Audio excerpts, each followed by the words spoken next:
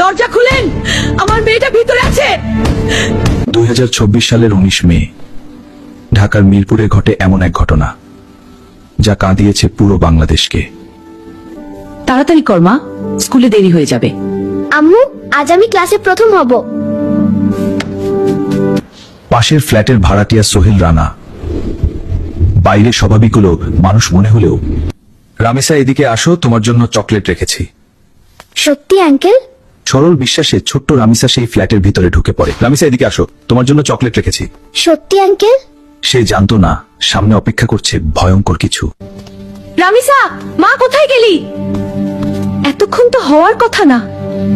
দরজার সামনে মেয়ের জুতা দেখে মায়ের বুক হঠাৎ কেঁপে উঠে, তার মনে ভয় ঢুকে যায়। দরজা খুলেন, আমার মেয়েটা ভিতরে আছে।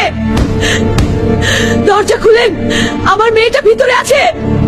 দয়া করে দরজা খুলেন। বাইরে মায়ের চিৎকার শুনে আতঙ্কে কাঁপতে থাকে ঘাতক। তারপর সে নেয় আরো ভয়ঙ্কর সিদ্ধান্ত। দরজা ভাঙেন, নিশ্চয়ই ভিতরে কিছু হয়েছে। এতক্ষণ দরজা খুলছে না কেন? কিছু একটা হয়েছে ভিতরে, এখনই ভাঙো। বাইরে মানুষের চিৎকার বাড়তেই থাকে, আর ভিতরে আতঙ্কে নিজের অপরাধ লুকানোর চেষ্টা করতে থাকে ঘাতক।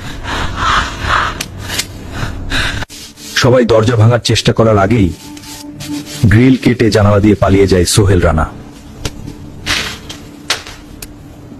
কিন্তু তার স্ত্রী স্বপনা পালাতে পারেনি। জনতা তাকে আটকে পুলিশের হাতে তুলে দেয়।